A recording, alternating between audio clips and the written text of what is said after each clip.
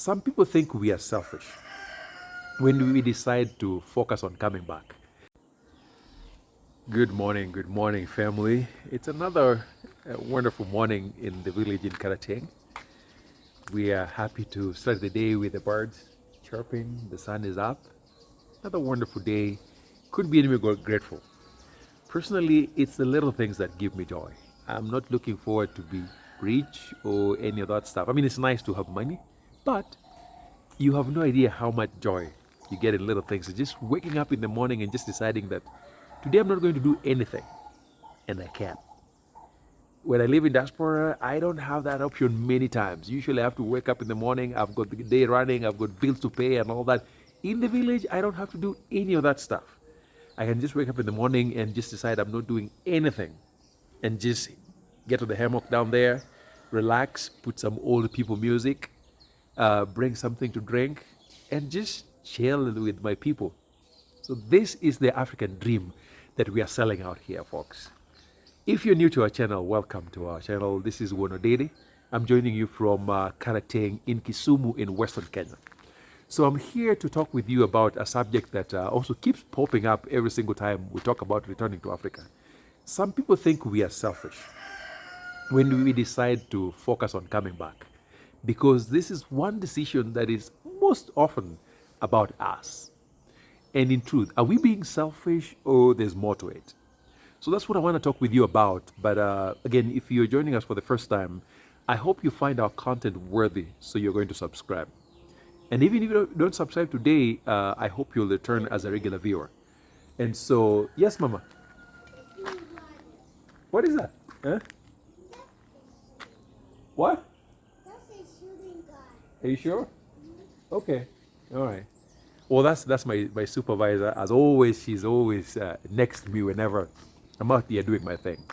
So again, some people think we are being selfish when we decide to make decisions that primarily benefit us.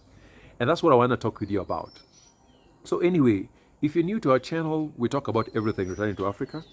We help folks return by helping with construction, building, real estate, and just transitioning back to the village. And so if this is a dream of yours, you have things of that nature and you need help, look for me in the number below. If I can help, I will, or if I need to connect with other folks who have figured it out, I'm happy to do so. So anyway, welcome to the village. I spent time both in Long Beach, California and in Kenya. But my goal is to eventually move back here and live for the rest of my life. Because again, this is this land where my most recent ancestors are buried.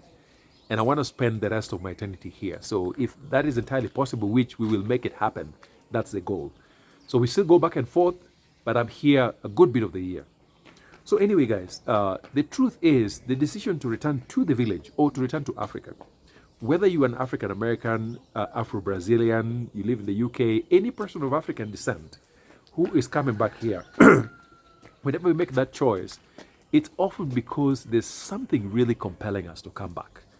After living in diaspora for a while, life outside Africa can be really brutal on both our minds and our bodies.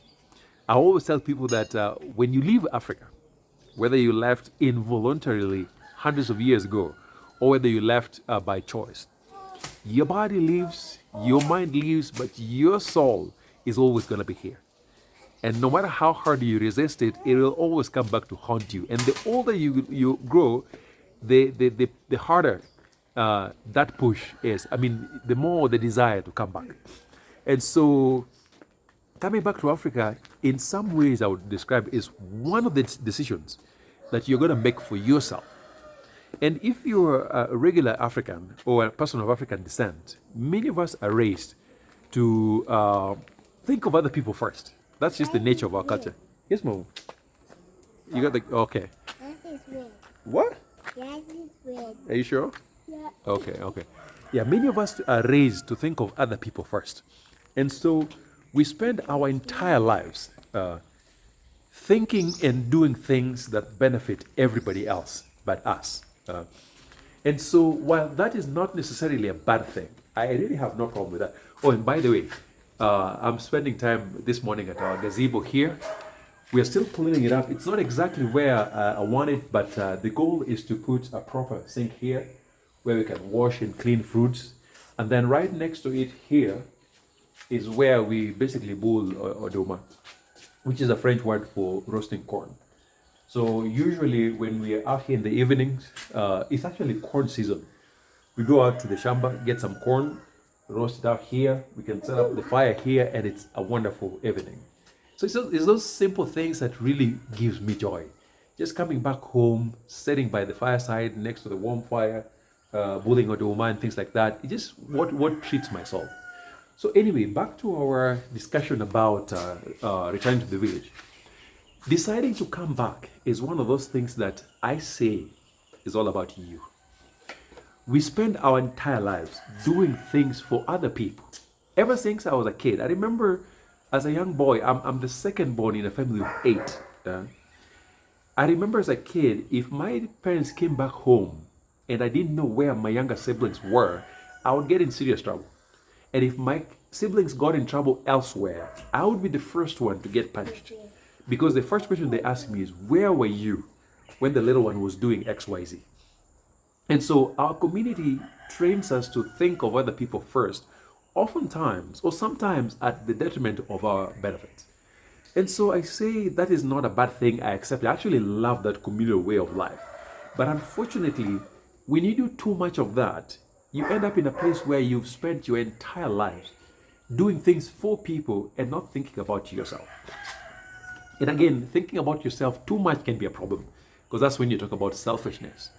And so I say that there is nothing wrong at this point in life. And I'm not too young. When you get to your 40s, 50s, 60s, there is nothing wrong to begin making decisions that are all about you. You spend many, many decades doing things for other people. I don't make apologies for making choices that benefit me personally first. Because often people ask me, what about, yes, Mom? It's not sticking. It's not sticking? Yeah. Okay, I'll fix it for you. Can I finish, then I fix it? Mm-hmm. Yeah, I'm gonna fix it when I'm done.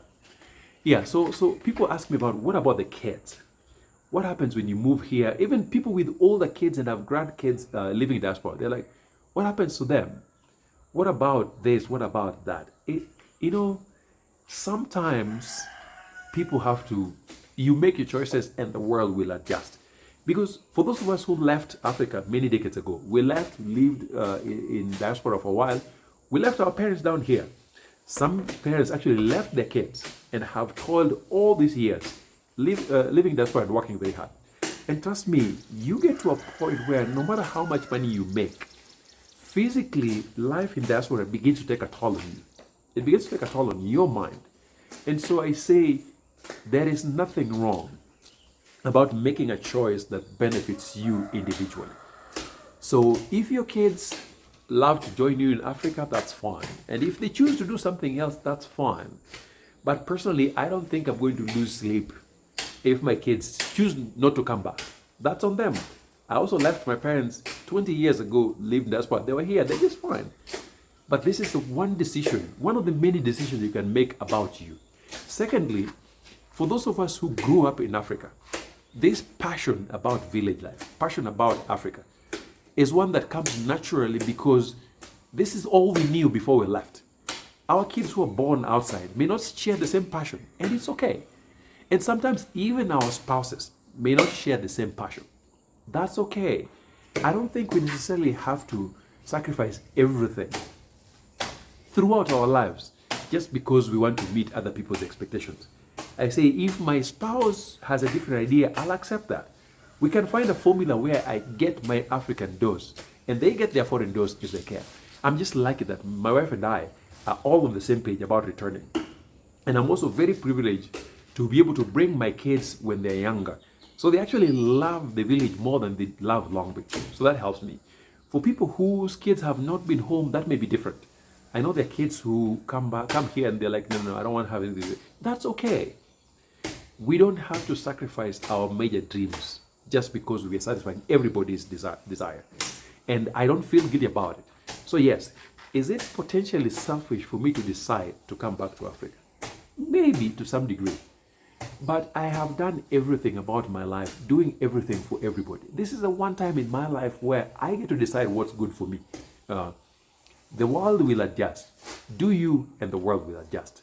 So, folks, I hope that may have been useful for some folks, and I will see you in the next. Bye.